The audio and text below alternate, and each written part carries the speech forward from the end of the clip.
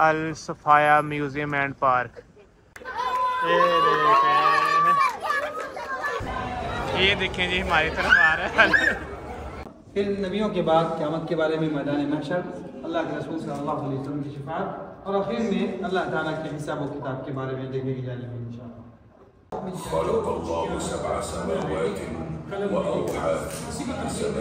خلق الله الملائكة من نور بأعداد عظيمة وخلق الله الجن من نار. يا بنو آدم من سلالة من طين مبتدأها نطفة من ماء مهين.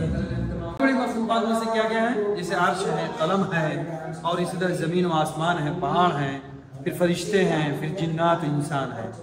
आदम अलैहिस्सलाम के बाद एक लंबी मुद्दत तक, एक लंबे ज़माने तक लोग अल्लाह ताला की तौहीद पर कायम व दायम रहते हैं, लेकिन बाद में लोग शैतान के बहकावे में आकर बुतों को बना लेते हैं। पानी के ज़रिए से पूरे के पूरे लोगों को हिला को बर्बाद कर देता है, लेकिन नूह अलैहिस्सलाम और उनके साथ जो लोग कश्ती में सवार हो जाते हैं अल्लाह ताला उन्हें बचा लेता है। किस नूह अलैहिस्सलाम की कौम को अल्लाह ताला ने क्यों हिला को बर्बाद कर दिया? क्योंकि वो लोग अल्लाह ताला को छोड़कर गैरुल्लाह की बात कर रहे थे। जैसे ही मूसा अलैहिस्सलाम अपनी लाठी डालते हैं, बड़ा सांप बन के पूरे सांप को निगल जाता है।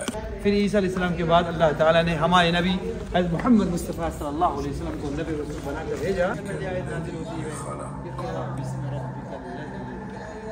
محفوفة بالمخاض حتى وصلوا المدينة فاستقبله الأنصار بحفاوة. यहाँ पे ये बात बताई जा रही है कि अल्लाह ताला ने जिसने दुनिया को पैदा किया है, जिसने दुनिया को वजूद बख्शा है, उसी तरह एक दुनिया को खत्म कर देगा। दुनिया फना हो जाएगी। सबसे पहले अपनी कब्र से कौन उठाए जाएंगे? मोहम्मद मुस्तफा सल्लल्लाहु अलैहि वसल्लम। मैदान महशर में लोग बड़ी मुसीबत परेशानी और घबराहट के आने एक दूसरे से भाग रहे होंगे, बाप बेटे से भाग रहा होगा। दुनिया फना हो जाएगी, क़यामत आ जाएगी।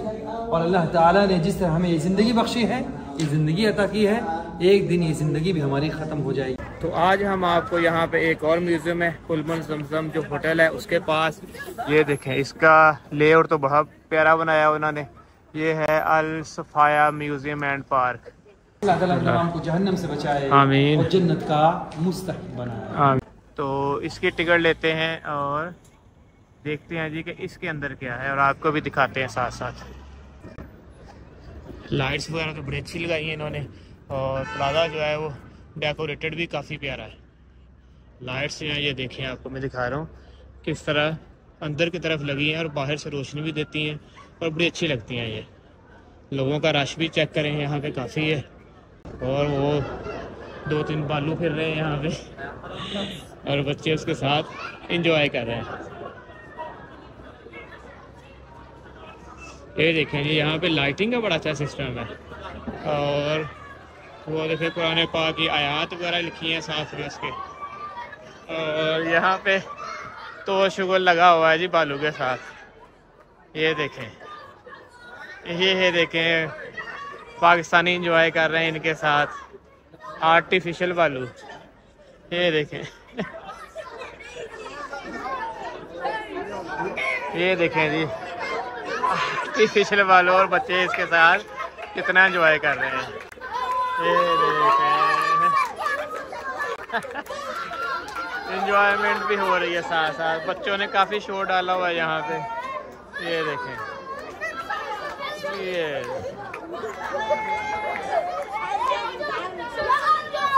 बच्चे तो शरारतें कर रहे हैं इनके साथ, मतलब तंग कर रहे हैं इनको। ये देखिए मेरे पास आ गया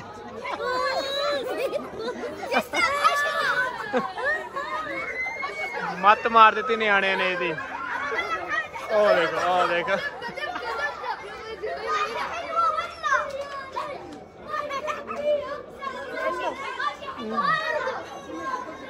ये देखें, बच्चे काफ़ी शरारतें कर रहे हैं जी। ये देखें, यहाँ पे जो है ये लाइटिंग और कुरान पाक की कुछ आयत लिखी हुई हैं।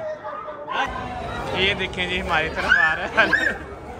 फिर नबियों के बाद क़यामत के बारे में मैदान महशर, अल्लाह के रसूल सल्लल्लाहु अलैहि वसल्लम की शफाअत और आखिर में अल्लाह ताला के हिसाब व किताब के बारे में देखने की जाएगी इंशाअल्लाह। وعلى الماء ثم استوى عليه سبحانه وخلق القلم وقال له اكتب فجرى القلم يكتب ما هو كائن إلى خلق الله 7 سماوات وأوحى في كل سماء ما تحتاج إليه، ثم ملئت حرسا شديدا وشوفا وزينت بمصابيح وحفظت. وخلق الله أرضا فسيحة ممتدة ممهدة وجعل فيها الجبال رواسي وبارك فيها وقدر فيها أقواتها وجعلها ممهدة يمشون في مناكبها ويأكلون من رزق الله تعالى.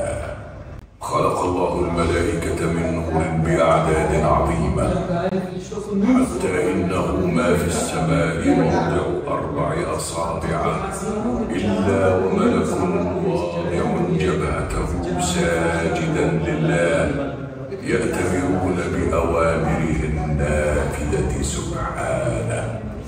وخلق الله الجن من نار خلقوا قبل آدم منهم الصالحون ومنهم دون ذلك، ومنهم إبليس الذي أبى السجود واستكبر عن طاعة ربه فطرد من رحمته. ثم قبض ربنا قبضة من جميع الأرض وخلق منها آدم ثم تناسل منه بقية الخلق. يا بنو آدم من سلالة من طين مبتدأها نطفة من ماء مهين ثم تكون علقة فمضغة فعظاما ثم تكسى لحما فتبارك الله أحسن الخالقين. خلق الله الجن والإنس لغاية عظيمة وهي أن يعبدوه وحده ولا يشركوا به شيئا. يا أيها الناس اعبدوا ربكم الذي خلقكم والذين من قبلكم لعلكم تتقون، الذي جعل لكم الأرض فراشا والسماء بناء وأنزل من السماء ماء فأخرج به من الثمرات رزقا لكم فلا تجعلوا لله أندادا وأنتم تعلمون. تبارک اللہ احسن الخالقین. تو ہم نے یہاں پر اللہ تعالیٰ کی بڑی بڑی مخلوقات کے بارے میں دیکھا جانا. بڑی بڑی مخلوقات میں سے کیا کیا ہے؟ جیسے عرش ہے، قلم ہے، اور اسی طرح زمین و آسمان ہے، پہاڑ ہیں، پھر فرشتے ہیں، پھر جنات و انسان ہیں. اللہ تعالیٰ نے جنات و انسانوں کو اپنی عبادت کے لیے پیدا کیا ہے. اللہ تعالیٰ ہم تمام کو اپنی عبادت کرنے کی توفیق نصیب فرمائے. آمین. جیسے کہ میں نے آپ لوگوں کو بتایا کہ ہم اس میوزیم میں شروع میں بتایا ہم اس میوزیم میں تخلیق کائنات کی کہانی شروع سے لے کر آخر تک دیکھ رہے ہیں. تو اب اس سے میوزیم ہے، اب اس کائنات کے سب سے افضل ترین مخلوق جو انبیاء کرام علیہ السلام ہیں ان کے بارے میں دیکھیں گے. تو نبیوں میں سب سے پہلے حضرت نوح علیہ السلام کے بارے میں جانے کا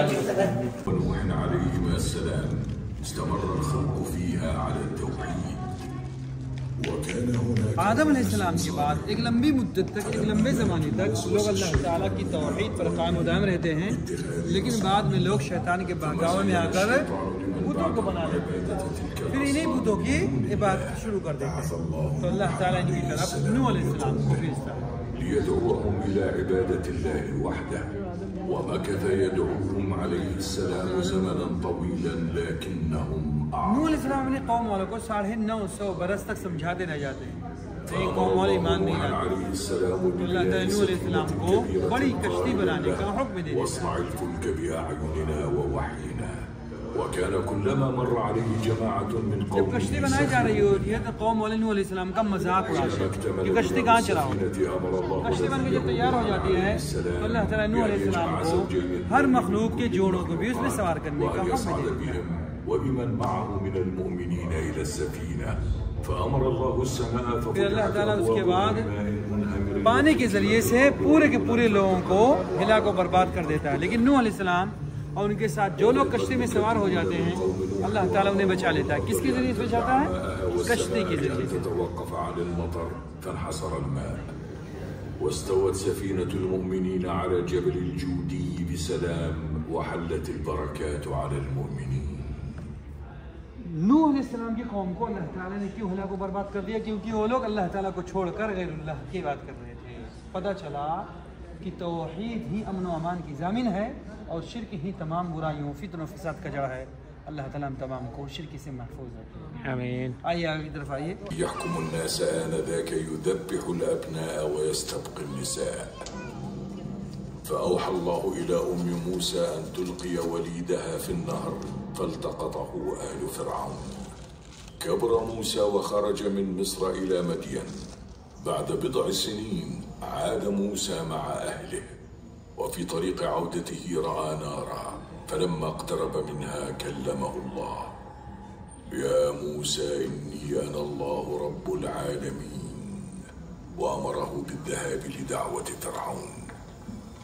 ذهب موسى وأخوه هارون إليه ودعواه باللين، ثم أراه موسى الآية الكبرى إذ تحولت عصاه إلى ثعبان فلم يكن فرعون إلا أن اتهم موسى بالسحر وجاء بأمر السحرة لمواجهة موسى. لیکن فرعون ایمان نہیں لاتا بلکہ کیا کرتا ہے بڑے بڑے جادوگروں کو موسیٰ علیہ السلام کے مقابلے کے لیے بلا لیتا ہے. بڑے بڑے جادوگر موسیٰ علیہ السلام کے مقابلے کے لیے جاتے ہیں. جادوگر اپنی اپنی جادوگری دکھاتے ہیں موسیٰ علیہ السلام سے مقابلہ کرتے ہیں. ہاں انہیں معلوم نہیں ہوتا ہے کہ ہم موسیٰ سے مقابلہ کر رہے ہیں، موسیٰ نبی ہیں. لیکن جیسے ہی موسیٰ علیہ السلام اپنی لاٹھی ڈالتے ہیں بڑا سانپ بن کے پورے سانپ کو نگل جاتا ہے. اب جادوگروں کو معلوم ہو جاتا ہے کہ موسیٰ جادوگر نہیں بلکہ کیا ہیں، اللہ کے نبی ہیں. وہ ایمان لے آتے ہیں، سجدے میں گر جاتے ہیں.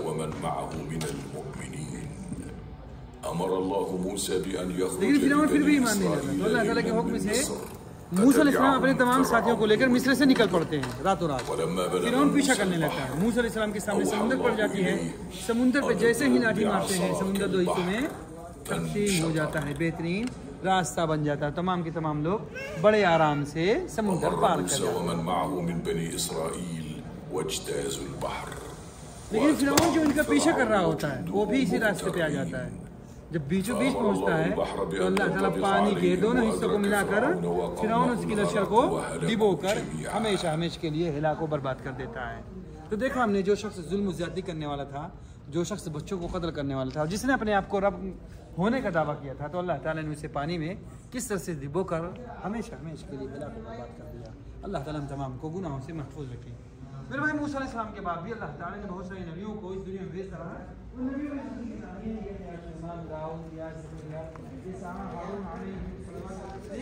پھر ان نبیوں کے بعد اللہ تعالیٰ نے عیسیٰ علیہ السلام کو بھیجا. پھر عیسیٰ علیہ السلام جو سیکنڈ لاسٹ ہے. پھر عیسیٰ علیہ السلام کے بعد اللہ تعالیٰ نے ہمارے نبی حضرت محمد مصطفیٰ صلی اللہ علیہ وسلم کو نبی رسول بنا کر بھیجا. اور ہم اپنے نبی امام الانبیاء والمرسلین رحمۃ اللہ علیہ نبینا محمد صلی اللہ علیہ وسلم کی زندگی کے اہم اہم واقعات کے بارے میں دیکھیں گے، جانیں گے، اور آپ صلی اللہ علیہ وسلم کی سیرت کا مشاہدہ کریں گے. اگر میں آپ لوگوں سے یہ سوال کروں کہ سب سے پہلی آیت، سب سے پہلی وحی کہاں پہ نازل ہوئی؟ غار حرا. غار حرا کا مجسمہ یہ ماڈل ہے، یہ وہ مکان ہے جہاں پہ سب سے پہلی آیت نازل ہوئی. کون سی؟ اقرأ باسم ربک الذی. آئیے ہم اللہ کے رسول صلی اللہ علیہ وسلم کی سیرت کا مشاہدہ کریں. آپ لوگ اس سے نشأ صلى الله عليه وسلم يتيما وكفله جده ثم عمه، واشتغل برعي الأغنام ثم التجارة، واشتهر بالصدق والأمانة ولم يسجد لصنم قط. اصطفى الله محمدا صلى الله عليه وسلم فحين كان في قوته بغار حراء أوحى إليه قوله تعالى: اقرأ باسم ربك الذي خلق.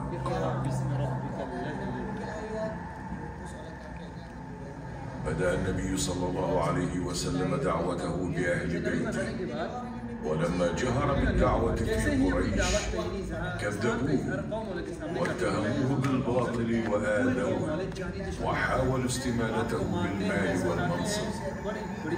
مكث صلى الله عليه وسلم يبلغ رسالته لقوافل الحج القادمة لمكة، وبعد أكثر من عقد من بعثته انشرح صدر جماعة من يثرب فدخلوا في الإسلام.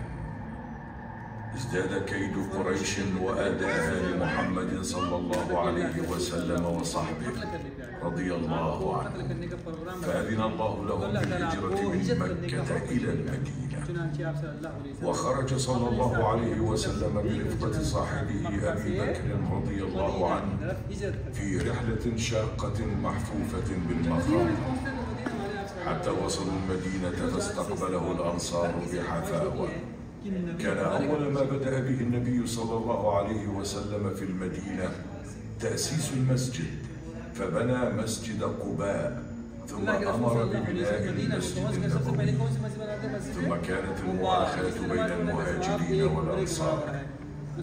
بدأ صلى الله عليه وسلم عهدا جديدا لنشر دعوته في جزيرة العرب.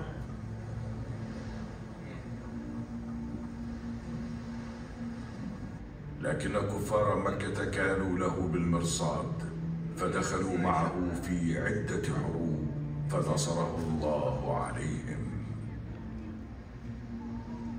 بدأ صلى الله عليه وسلم إرسال البعثات والوفود لملوك الروم واليمن وبلاد فارس يدعوهم للإسلام. فتحت مكة فصارت في أيدي المسلمين بلا قتال، وتكرم النبي صلى الله عليه وسلم فعفى عن أهلها. وبعد الفتح توالى دخول القبائل العربية في دين الله أفواجا. أدى النبي صلى الله عليه وسلم الأمانة وبلغ رسالة ربه، وظهر كمال خلقه فكان رحمة للعالمين. رحل النبي صلى الله عليه وسلم، لكنه قبل رحيله بلغ ما أوحي إليه من ربه قرآنا غضا طريا بين أيدينا، كما ترك إرثا عظيما من السنة تناقلته الأجيال من بعده صلی اللہ علیہ وسلم۔ میرے بھائی، اللہ تعالیٰ نے ہمارے نبی محمد مصطفیٰ صلی اللہ علیہ وسلم کو بھی بڑے بڑے معجزوں سے نوازا۔ سب سے بڑا معجزہ کیا ہے؟ قرآن کریم۔ یہ وہ قرآن کریم کی کاپی ہے جو حضرت عثمان غنی رضی اللہ عنہ کے دور خلافت میں سب سے پہلی بار قرآن کریم لکھا گیا، سب سے پہلی شکل قرآن کریم، اور یہ کوفی رسم الخط میں لکھا ہوا۔ کون سے رسم الخط؟ کوفی۔ اور سورہ طٰہٰ کی آیت لکھی ہوئی ہے قالوا لن نؤثرك على ما جاءنا من البينات والذي فطرنا فاقض ما انت قاض۔ یہ ریئل والا نہیں ہے۔ آپ صلی اللہ علیہ وسلم نے فرمایا کہ میری بے عزت قیامت کے بالکل قریب ہوئی ہے، یہاں تک کہ آپ صلی اللہ علیہ وسلم نے اپنے ہاتھوں کی انگلیوں سے اس طرح اشارہ بھی کر کے فرمایا میں اور قیامت ایسے ہیں۔ گویا کہ دنیا قیامت کے بالکل قریب پہنچ چکی ہے، قیامت آنے والی ہے۔ اب ہم آگے کے مراحل میں قیامت کے بارے میں دیکھیں گے، جانیں گے، اور قیامت سے پہلے پہلے اللہ تعالیٰ کون کون سی نشانی ظاہر کرے گا اس کے بارے میں جانکاری حاصل کریں گے۔ آ جائیں۔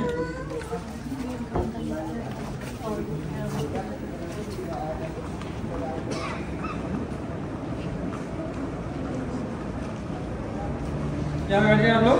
اسکرین یہاں پہ جائے لوگ۔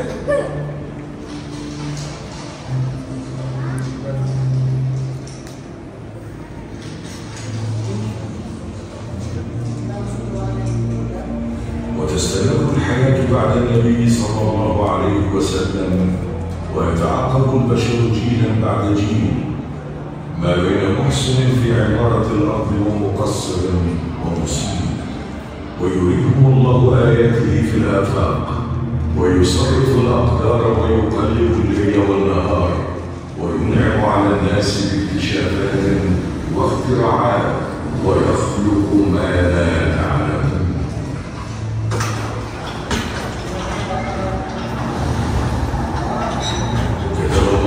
یہ بات بتائی جا رہی ہے کہ اللہ تعالیٰ نے جس سے دنیا کو پیدا کیا ہے، جس سے دنیا کو وجود بخشا ہے، اسی طرح ایک دنیا کو ختم کر دیا۔ دنیا فنا ہو جائے گی، کچھ نشانی ظاہر کرے گا، کچھ نشانیوں کو دکھائے گا لوگوں کو۔ ان نشانیوں میں سے یہ ہے کہ قیامت سے پہلے دنیا میں اس کے بعد تمام لوگ آسمان سے پورے کے پورے لوگ بن جائیں گے، پورے کے پورے لوگ پریشان ہو جائیں گے، جو اللہ والے ہوں گے آواز سے محفوظ رہیں گے۔ پھر اللہ تعالیٰ کے حکم سے اسرافیل علیہ السلام پہلی سورت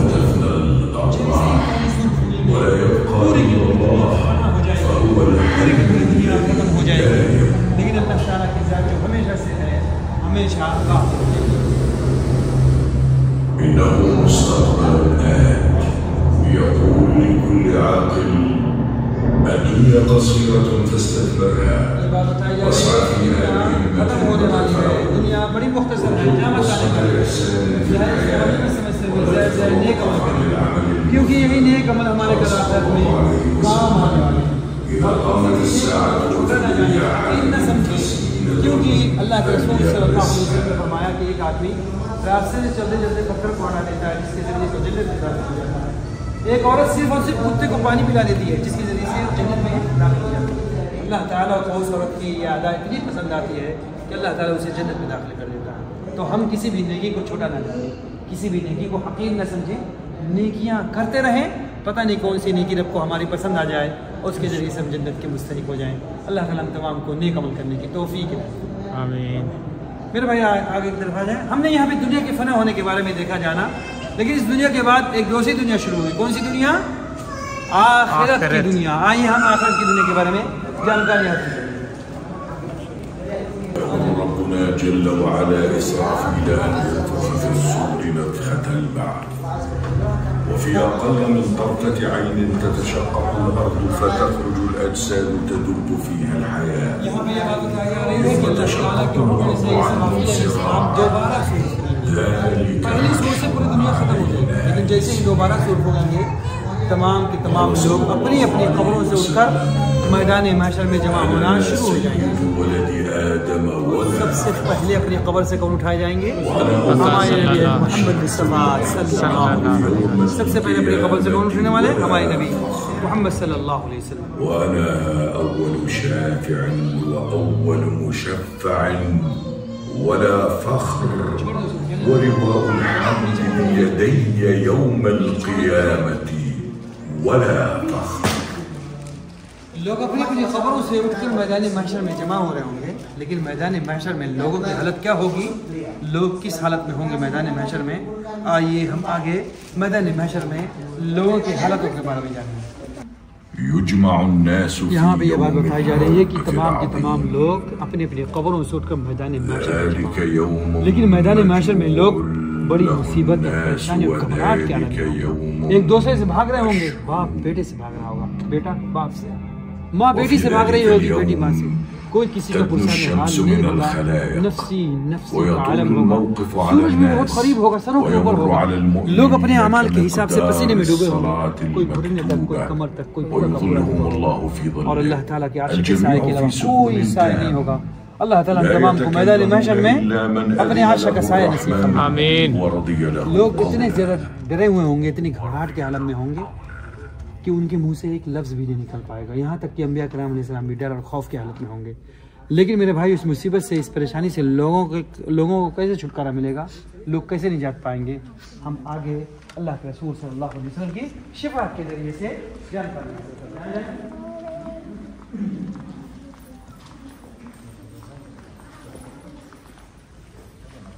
آ جائیں, اللہ کے رسول صلی اللہ علیہ وسلم کی شفاعت کے بارے میں بتایا جا رہا ہے. آ جائیں آگے, آ جائیں. يجمع الله الأولين والآخرين في صعيد واحد ويبلغ الناس من الغم والكرب ما لا يطيقون ولا يعتمدون. تمام کے تمام لوگ مصیبت اور پریشانی کے عالم میں میدان محشر میں نبیوں کے پاس جائیں گے.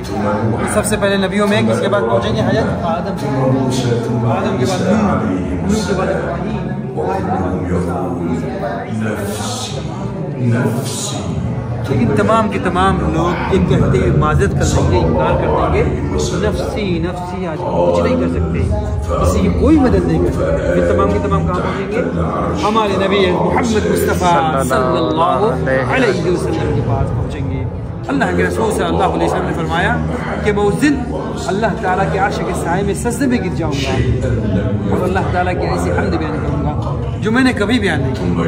پھر اللہ تعالیٰ مجھے حکم دے گا, محمد صلی اللہ علیہ وسلم اپنے سر کو اٹھاؤ, مانگو کیا مانگتے ہو دیا جائے. پھر اللہ کے رسول صلی اللہ علیہ وسلم سر مبارک اٹھا کے کیا مانگیں گے؟ یا اللہ امتی, یا اللہ میری امت کو معاف کر دے, یا اللہ میری امت کو بخش دے, یا اللہ میری امت کو بخش دے.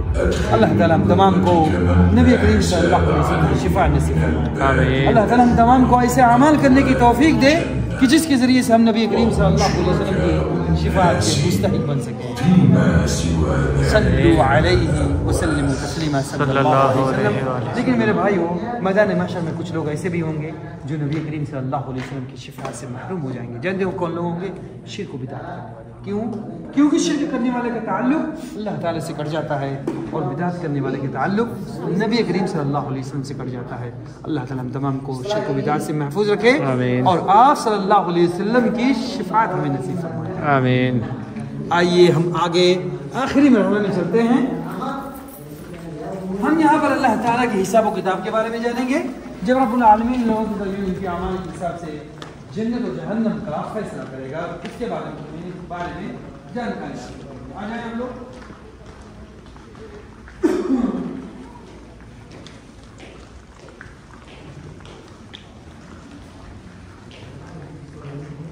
यतजल्लल्लाहु अल-जलीलुर रहीम लियहकुम बैन अन्नास व यफसिल बैन अल-खलाइक तमाम के तमाम लोग मैदान महशर में जमा होंगे। रब्बुल आलमीन मैदान महशर में लोग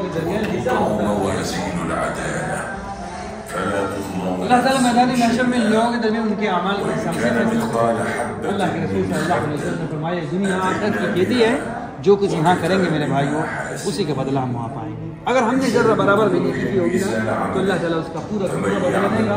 किसी के साथ कोई इंसाफी नहीं होगी, किसी के साथ कोई जुल्म नहीं होगा। कुछ लोग ऐसे होंगे मैदान महशर में उनके अमाल बड़े अच्छे होंगे, बड़े नेक होंगे, बड़े प्यारे होंगे। वो कौन लोग होंगे?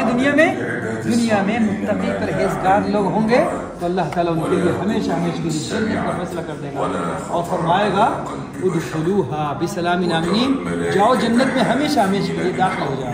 तो बड़े खुशनसीब लोग होंगे। और कुछ लोग ऐसे होंगे कि उनके अमल बड़े ख़राब होंगे, बड़े बुरे होंगे। वो कौन लोग होंगे? दुनिया में गुनहगार लोग होंगे तो अल्लाह ताला उनके लिए हमेशा हमेशा के लिए जहन्नम का फैसला कर देगा। अल्लाह ताला तमाम को जहन्नम से बचाए और जन्नत का मुस्तहिक बनाए। इस दुनिया को वजूद बख्शा, उसी तरह एक दिन दुनिया को ख़त्म कर देगा। ये दुनिया फ़ना हो जाएगी, क़यामत आ जाएगी। और अल्लाह ताला ने जिस तरह हमें ये ज़िंदगी बख्शी है, ये ज़िंदगी अता की है, एक दिन ये ज़िंदगी भी हमारी ख़त्म हो जाएगी। हम भी इस दुनिया से जाने वाले हैं, लिहाजा हम अपनी ज़िंदगी को गनीमत समझते हुए, इन अयाम को, इन औक़ात को गनीमत समझते हुए ज़्यादा से ज़्यादा नेक अमल करें। क्यों? क्योंकि यही नेक अमाल हमारे कल आखिरत में मैदान महशर में काम आने वाले हैं। हमारे घर वाले, हमारे रिश्तेदार, माँ बाप, बीवी बच्चे, शौहर कोई काम नहीं आएंगे, जिनके लिए हम सब कुछ करते हैं, जिनके लिए हम सब कुछ करने के लिए तैयार हो जाते हैं। लेकिन यही लोग हमारे कल आखिरत में मैदान महशर में काम आने वाले नहीं हैं, बल्कि क्या काम आएंगे? हमारे खुद के नेक अमाल। तो अल्लाह ताला हम तमाम को नेक अमल करने की तौफीक इनायत फरमाए। रब्बुल आलमीन हम तमाम को बुराइयों से बचाए, शिर्क बिदात से महफूज रखे और ऐसे नेक अमल करने की तौफीक दे कि अल्लाह ताला हमारा भी मैदान महशर में जब लोगों के दरमियान अमलों के हिसाब से जन्नत और जहन्नम का फैसला करे तो हमारा फैसला जन्नत वालों के साथ करे। आमीन तुम आमीन। बहुत बहुत शुक्रिया मेरे भाई, अल्लाह ताला कबूल फरमाए। अल्लाह ताला आप लोग की ज़रूरतों को कबूल फरमाए। तो ये था थोड़ा सा जो आपको मैंने म्यूज़ियम दिखाया, उसमें जो लाइफ की स्टार्ट है और लाइफ का जो एंड होगा और उसके इन बिटवीन जो हुआ, जो पैगंबर आए और जैसे जैसे दुनिया बनी है तो उस बारे में बताया गया था। सम टाइम इसमें अरबी इंग्लिश बोल रहे थे और जो हमारा गाइड था वो उर्दू में बता रहा था चीज़ें। तो हो सकता है आपको वॉइस में जो है वो चीज़ें समझ ना आई हों, लेकिन जो वीडियो चल रही थी उसमें हर चीज़ जो है वो नज़र आ जाती थी कि किस तरह से जो क्रिएशन हो रही है और बाकी चीज़ें हुई हैं। तो वो अच्छा इनका ये म्यूज़ियम था। ये भी न्यूली बिल्ट हुआ है यहाँ पे, जो पुलमन जमजम होटल है उसके साथ है ये बिल्कुल। तो मुझे तो काफ़ी अच्छा लगा ये शेयर और आपके साथ ये अपडेट शेयर कर दी है। हो सकता है आपको भी ये अच्छा लगे।